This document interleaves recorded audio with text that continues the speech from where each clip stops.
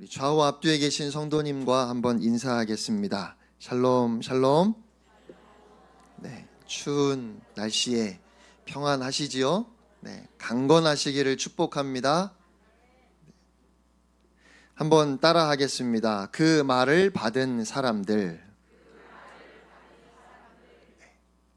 한 목사님이 오늘 본문 말씀을 보면서 이렇게 기도했습니다. 하나님, 저도 성령 충만하여 설교하고 싶습니다. 네, 왜 그랬을까요? 본문 마지막 41절을 보시면 베드로가 설교했을 때 그 설교를 듣고 회개하고 세례받은 사람이 몇 명이었다고요? 3,000명이었습니다. 그러니까 자신의 설교에도 그런 반응이 있었으면 하는 마음으로 기도한 겁니다. 모든 설교자들이 공통적으로 가질 수 있는 마음이지 않을까 싶습니다. 그런데 계속 사도행전 말씀을 보다가 7장에 가서 고민에 빠졌습니다. 이번엔 왜 그랬을까요? 베드로가 성령 충만해서 설교했을 때 3,000명이 회개했습니다. 그런데 스데반이 성령 충만하여 설교했을 때 돌이 날라왔습니다. 그러니까 똑같이 성령 충만하여 하나님의 말씀을 전했는데 3,000명이 회개할 수도 있고 돌이 날라올 수도 있는 겁니다. 그러니까 살짝 겁이 나는 거죠. 하지만 3,000명이 회개하든 아니면 돌이 날아오든 설교자는 성령님이 말하게 하시는 대로, 다른 말로 하면 성령 충만하여 설교해야 합니다. 아니, 돌에 맞을 각오로 하나님의 말씀을 바르게 선포해야 하는 것이 설교자의 사명이다 싶습니다. 그러니까 성령 충만함으로 설교하는 것이 설교자에게 참 고민되는 일일 텐데, 저는 오늘 본문을 보면서 그에 못지않게 설교를 듣는 청중도 같은 문제를 진지하게 생각해 보아야 하지 않을까 싶습니다. 오순절에 마가의 다락방에 성령님이 임하시고 제자들은 다 성령 충만함을 받고 성령님이 말하게 하시는 대로 말하기 시작했습니다. 그 중에 베드로가 일어서서 소리를 높여 말하였지요. 그 내용이 사도행전 2장 14절부터 36절까지 기록되어 있고 베드로의 오순절 설교라고 부른다고 했습니다. 성령의 권능을 받은 베드로는 담대하게 선포했습니다. 뭐라고 선포했을까요? 지난주 본문이었던 36절 말씀을 다시 한번 함께 읽겠습니다. 시작. 그런즉 이스라엘 온 집은 확실히 알지니 너희가 십자가에 못 박은 이 예수를 하나님이 주와 그리스도가 되게 하셨느니라 하니라. 아멘, 아멘. 예수가 주님이시며 예수가 그리스도이시다. 이것이 베드로가 선포했던 설교의 핵심입니다.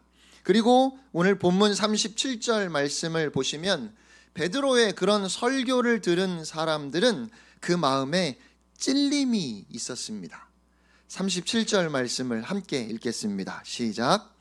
그들이 이 말을 듣고 마음에 찔려 베드로와 다른 사도들에게 물어 이르되 형제들아 우리가 어찌할꼬 하거늘. 아멘. 마음에 찔림이 있었어요. 성령님이 그 마음을 치신 겁니다. 그들은 자신들이 하나님의 아들 메시아를 십자가에 못 박았다고 하는 그 선포에 큰 충격을 받았습니다.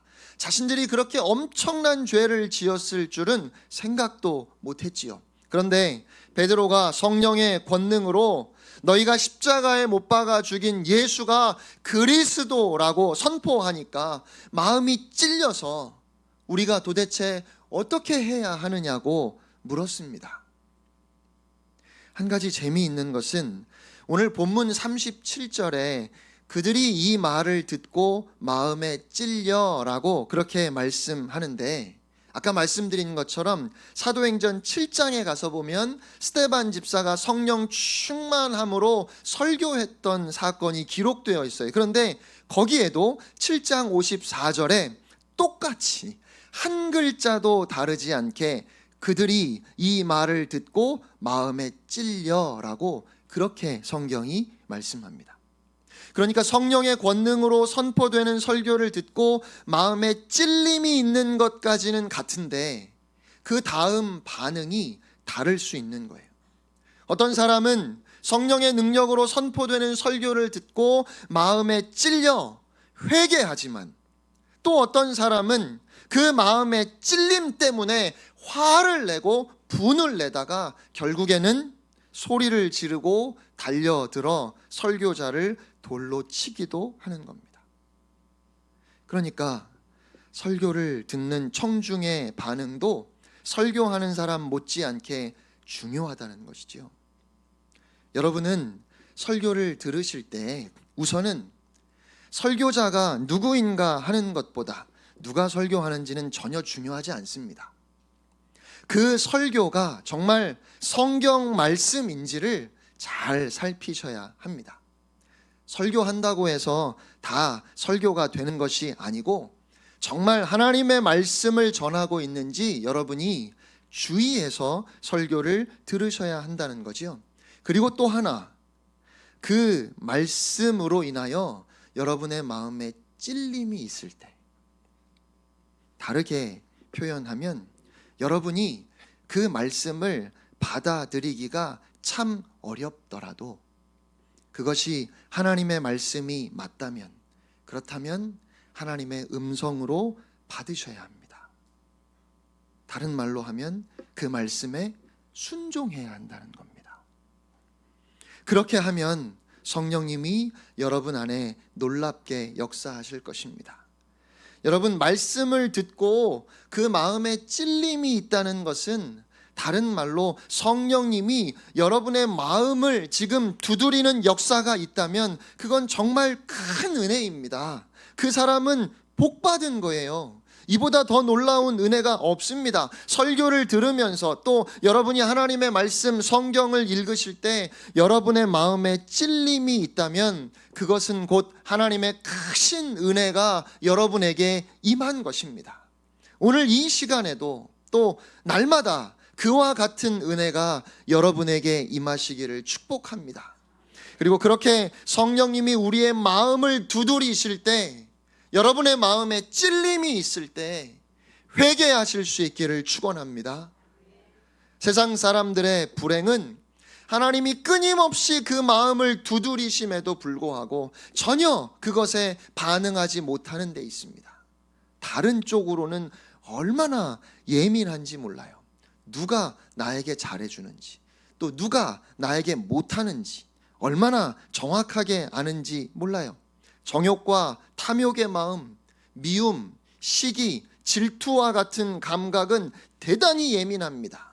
슬퍼하고 기뻐하고 불쾌해하고 또 때로는 만족스럽게 여기는 것은 잘 느끼지요. 그런데 성령님이 그 마음에 찔림을 주시고 그래서 죄를 깨닫게 하실 때에는 도무지 반응하지 않는 거예요. 하나님이 말씀하셔도 깨닫지 못하고 하나님이 그 마음을 두드리셔도 전혀 반응하지 않는 사람들이 많습니다. 그래서 예수님도 마태복음 11장 17절에 이렇게 말씀하셨습니다. 이르되 우리가 너희를 향하여 피리를 불어도 너희가 춤추지 않고 우리가 슬피 울어도 너희가 가슴을 치지 아니하였다 함과 같도다. 인도의 영성 신학자 앤소니 드 멜로라는 분이 이런 말을 했습니다. 많은 사람들은 잠이 든 채 태어나서 잠이 든 채 살며 잠 속에서 혼인하고 잠 속에서 자녀를 낳고 깨어나 본 적이라고는 없이 잠 속에서 죽는다. 무슨 말일까요? 여기서 말하는 잠은 생리적인 수면을 말하는 건 아니지요. 영적인 차원의 잠을 말합니다. 다시 말하면 하나님과의 관계에서 아무런 교제가 없다는 겁니다. 하나님이 말씀하셔도 듣지 못하고 하나님이 그 마음을 아무리 두드리셔도 깨닫지 못하고 그냥 그렇게 살다가 죽는다는 거예요. 안타깝게도 너무 많은 사람들이 세상에 태어나기는 했는데 끝내 영적으로 깨어나지도 못하고 그냥 죽음을 맞이합니다. 하나님을 알지 못하고 살아가다가 그냥 죽는 사람들이 너무 많아요. 그것이 잠에서 깨어나 보지도 못하고 죽는 겁니다. 여러분, 하나님은 결코 우리가 그렇게 되기를 원하지 않으십니다. 하나님은 오늘도 우리가 어떤 상태에 있든지 말씀을 통해 여러분을 깨우기를 원하십니다. 말씀을 듣고 찔림이 있게 하십니다. 그래서 우리가 회개하고 돌이키기를 원하십니다.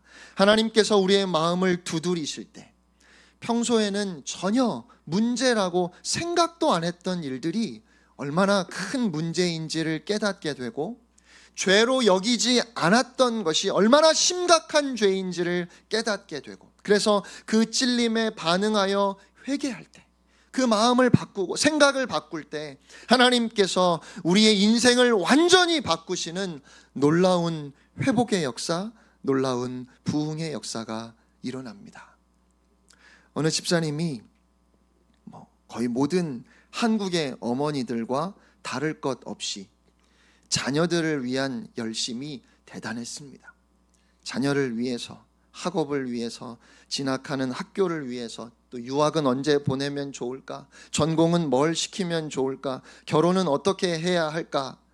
늘 자녀의 문제를 가지고 고민하면서 그렇게 그 집사님의 삶 전체가 오로지 자녀들에게 매달려 있었습니다. 그런데 어느 날 기도하는 중에 하나님이 그 집사님의 마음을 두드리셨어요.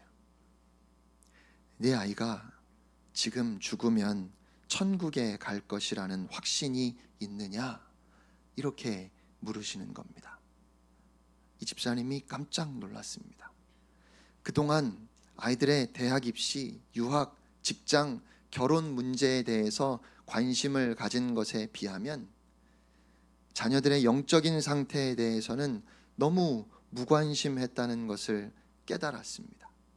성적에 있어서는 그렇게 예민하면서도 성경 읽고 기도하고 교회 나가 예배하는 것에 대해서는 얼마나 무신경했는지, 우선순위가 완전히 거꾸로 된 그런 마음으로 자녀들을 키워왔다는 것을 깨닫고 회개했다고 그렇게 고백했습니다. 선한목자교회 유기성 목사님이 전에 이런 간증을 하신 적이 있습니다. 교회가 예배당 건축을 하고 있을 때 의사 전도왕이라는 별명이 있었던 이병욱 장로님을 강사로 초청해서 간증 집회를 열었습니다. 목사님은 전도에 있어서 성도들에게 큰 도전이 되기를 바라는 마음으로 집회를 열었던 겁니다. 그런데 강단에 나오신 장로님이 갑자기 여러분 용서하고 하나 되십시오 이렇게 말씀하시더니 우시는 거예요. 그러면서 다들 좀 자리에서 일어나서 혹시 서로 마음에 상처를 준 이들이 있으면 찾아가서 화해하라고 했습니다. 여러분 한번 상상해 보세요. 얼마나 당황스럽고 또 얼마나 어색할까요? 성도들이 뭘 어떻게 해야 할지 몰라서 당황했습니다. 정말 그런 사람이 있더라도 그렇게 공개적으로 찾아가는 건 너무 어렵지 않겠습니까? 또 그렇다고 그냥 가만히 있으려니 뻘쭘해서 가볍게 인사라도 할래도 혹시나 그렇게 인사하는 모습을 보고 어머 저분들 몰랐는데 서로 사이가 안 좋았나 봐 뭐 이렇게 오해할 수 있지 않겠습니까? 그래서 이러지도 못하고 저러지도 못하는 겁니다. 계속 장로님은 그런 성도들의 분위기에도 불구하고 여러분 용서하세요. 여러분 하나가 되어야 합니다. 그 말씀만 하시면서 우시는 거예요. 아마도 그 장로님이 강단에 서서 말씀을 전하려고 하실 때 교인들 사이에 보이지 않는 벽이 있다는 것을 느끼셨던 것 같아요. 유기성 목사님이 선한목자교회에 부임하실 때 예배당 건축을 하면서 이미 교회는 많은 빚을 지고 있었고 또 그러면서 예배당 건축은 중단되어 있었습니다. 그 과정에서 성도들 사이의 마음이 서로 어긋나고 또 때로는 서로에게 상처를 주고 교인들 마음에 깊은 상처가 있었습니다. 그렇게 성도들의 관계가 깨어져 있었던 겁니다. 그날 어떤 특별한 회개의 역사가 일어난 것은 아니었지만 목사님과 성도들은 장로님의 눈물을 통해서 성령님의 탄식을 강하게 느꼈습니다. 목사님이 부임하시고 교회가 겉으로 보기에는 하나가 된 것 같았습니다. 아니, 그 정도도 대단한 일이라고 생각했습니다. 그래서 중단되었던 건축을 진행하려고 했는데 그 집회를 통해서 하나님은 그보다 더 우선적으로 해결해야 할 훨씬 더 중요한 문제가 있음을 깨닫게 하셨습니다. 성령님은 성도들의 마음이 온전히 하나 되기를 원하신다는 것을 깨달았습니다.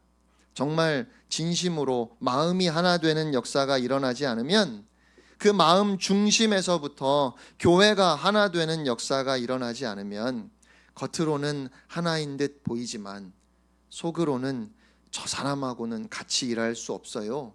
이런 생각들이 우리 안에 자리 잡는 거죠.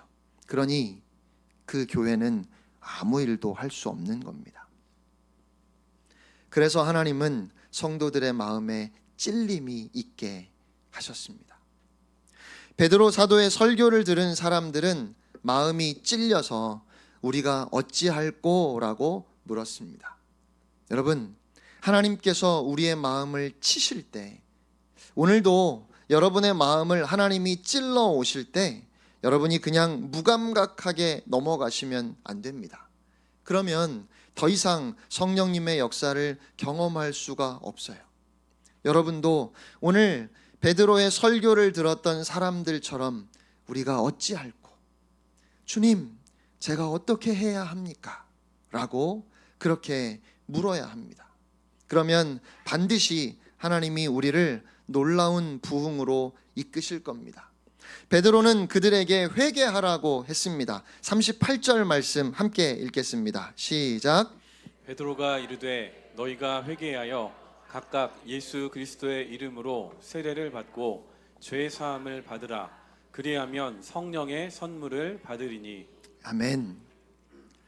1907년 한국 교회에 큰 부흥이 있었던 그때 당시의 기록을 살펴보면 얼마나 강한 회개의 역사가 있었는지 알 수 있습니다. 제가 일부분을 조금만 읽어드리겠습니다. 사람에 이어 사람이 일어서서는 죄를 자복하고 넘어져서는 죄책감으로 땅을 쳤다. 사람들이 죄를 자복하고 온 청중이 통성 기도를 하는데 청중은 울음바다가 되었다. 이렇게 기도회는 새벽 2시까지 자백과 울음과 기도로 계속되었다. 하나님께서 마음에 찔림을 주시고 우리 마음을 치셔도 그것이 반드시 회개로 이어진다는 보장이 없습니다. 앞서 말씀드린 것처럼 마음에 찔림이 왔는데 하나님은 분명히 그 마음을 치셨는데 그러나 반응은 정반대로 나타날 수도 있는 거예요. 화를 내고 분을 내고 그 말씀을 대적할 수도 있는 겁니다. 여러분, 하나님께서 그 마음을 치실 때, 하나님께서 우리의 마음에 찔림을 주실 때 회개하면 삽니다. 회개해야 사는 겁니다. 우리의 삶에 놀라운 변화가 일어나기를 기대한다면 그러면 우리는 회개해야 합니다. 회개할 때 부흥이 일어납니다. 예수님을 처음 만났던 베드로는 그 마음의 찔림을 받고 예수님 앞에 엎드려서 주여 나를 떠나소서 나는 죄인입니다 라고 고백했지요. 그런데 그렇게 고백할 때 예수님은 그를 제자로 부르시고 그의 인생은 이제 사람을 낚는 어부로 변화되게 됩니다. 하나님께서 우리의 마음을 찔러 오실 때 회개하면 우리의 인생이 바뀌게 됩니다. 1907년 평양의 대부흥보다 약 10년 전에 황해도 소래교회에서 놀라운 부흥이 먼저 일어났습니다. 소래교회는 만주에서 복음을 들은 사람들이 선교사의 도움 없이 스스로 세웠던 교회입니다. 1889년 한국으로 건너온 캐나다 선교사 말콤 페닉 선교사님이 1896년에 그 소래 교회를 방문해서 집회를 인도했습니다. 약 300여 명의 성도들이 모여서 열심히 찬송을 부르고 기도했는데 선교사님은 계속해서 영적으로 너무 답답함이 느껴졌습니다. 집회가 끝나고 선교사님이 평신도 지도자 한 사람을 불러서 물었습니다.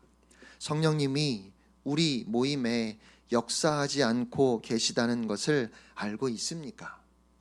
제 눈에는 성령님의 역사하심으로 감격하는 모습이 전혀 보이지 않습니다. 그 이유가 무엇일까요? 이유는 오직 한 가지밖에 없습니다. 서로 미워하는 신자 두 사람만 있으면 성령님의 역사는 중단될 수 있습니다. 자, 이제 이곳에 신자들 중에 누가 서로 미워하고 있는지 저에게 좀 알려주십시오. 선교사님의 말이 끝나자 그 평신도 지도자는 선교사님 앞에 엎드려 울기 시작했습니다. 그리고 자기와 다른 두 사람이 서로 미워하며 불편한 관계에 놓이게 된 배경을 이야기했습니다. 선교사님은 하나님께 용서를 구하고 미워했던 그 사람을 찾아가서 사과하지 않겠느냐고 권면했습니다. 그는 그렇게 하겠다고 했습니다. 선교사님과 함께 그는 평소에 미워했던 두 사람을 찾아갔습니다. 그리고는 진심으로 용서를 구했습니다. 내가 미워했던 것을 용서해 주십시오. 모두가 다 제 잘못입니다. 그런데 성령님은 그 상대방 안에서도 놀랍게 역사하셨습니다. 눈물로 같이 회개하고 서로 화해했습니다.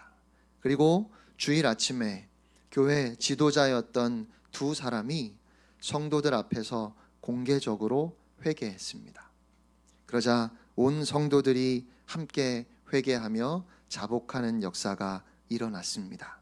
그것이 소래교회 부흥의 시작이었습니다.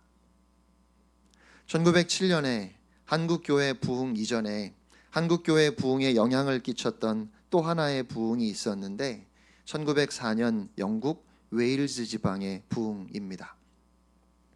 웨일즈의 교회들마다 놀라운 부흥의 역사가 일어나기 시작했는데 그 부흥은 어느 한 작은 교회 여집사님의 회개로부터 시작되었습니다.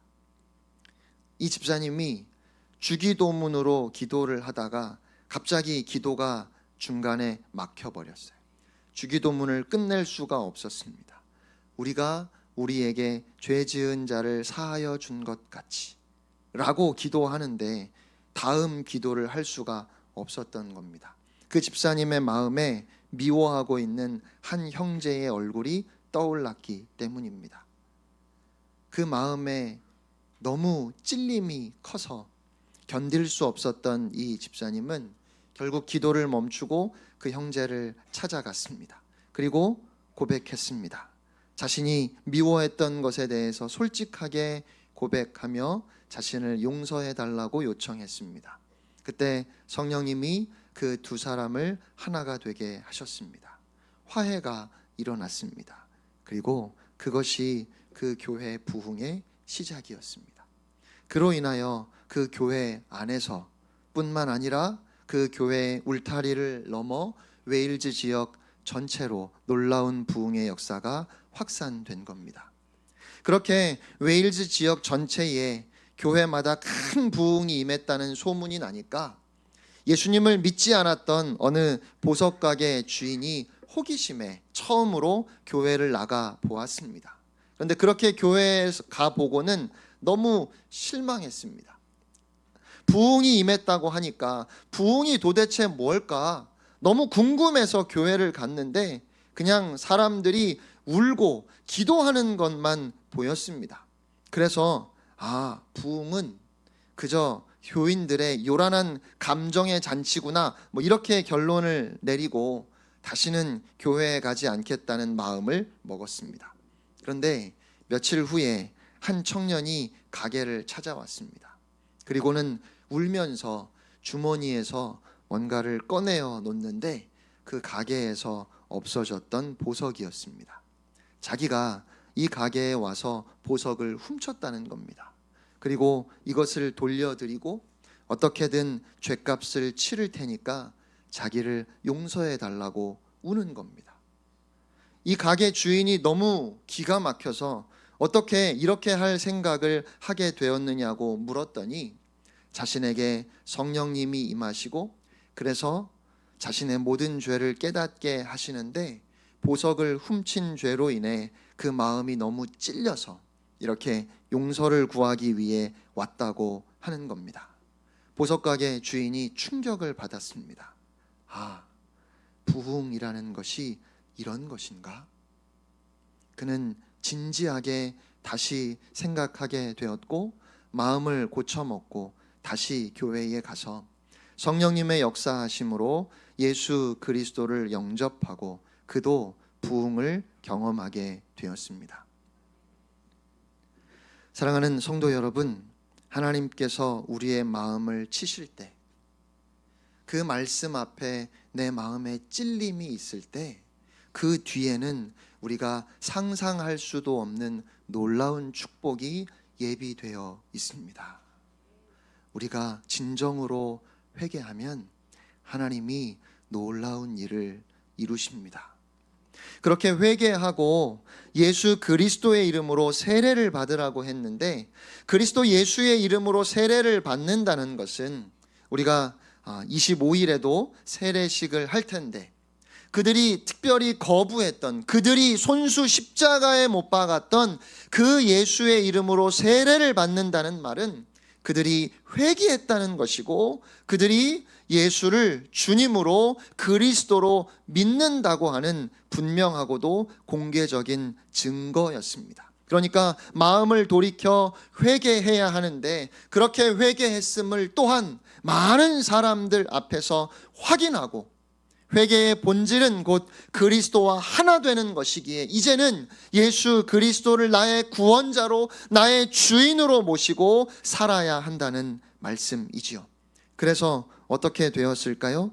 41절 말씀을 함께 읽겠습니다. 시작.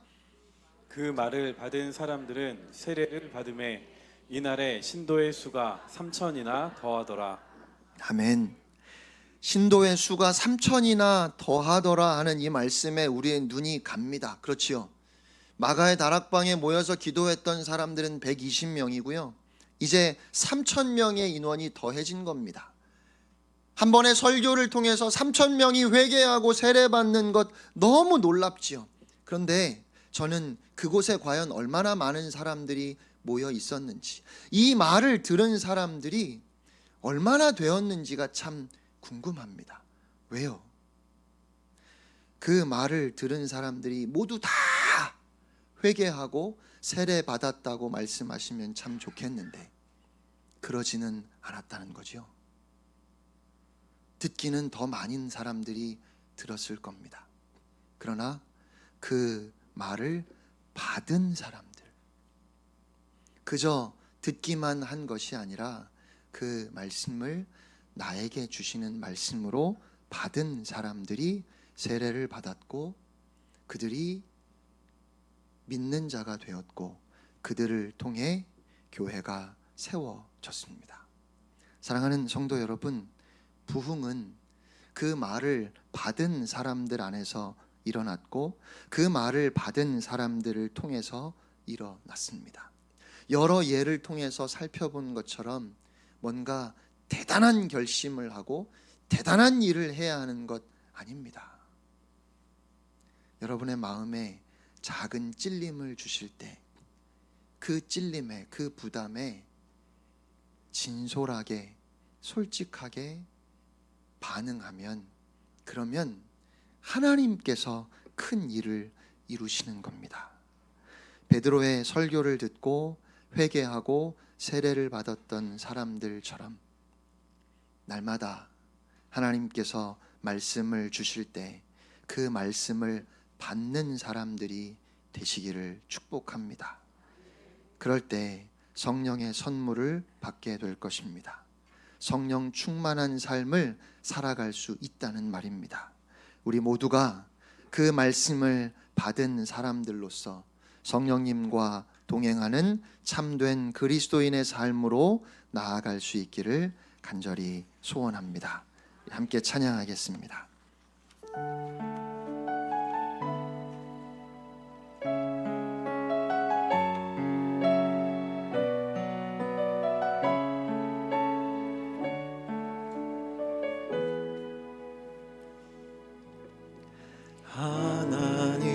하나님의 그늘 아래 내 모든 것 다 내려놓고 나 잠잠히 주를 묵상하네.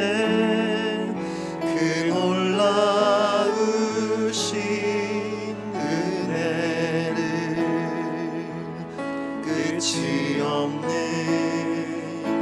주의 사랑 강물 되어 흘러 내 영혼에 자유함 주시네. 날 새롭게 하시네.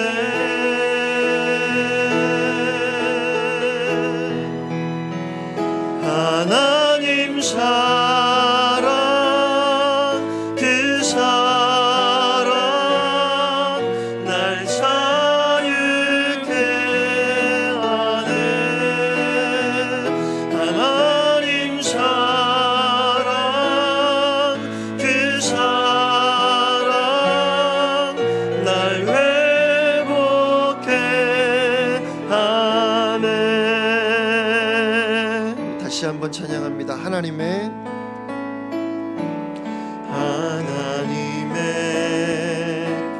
그늘 아래 내 모든 것 다 내려놓고 나 잠잠히 주를 묵상하네. 그 놀라우신 은혜를 끝이 없는 주의 사랑 강물 되어 흘러 내 영혼에 자유함 주시네.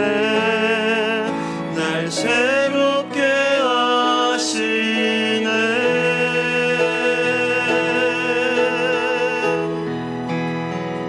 하나님 사랑 그 사랑 날 새롭게 하네.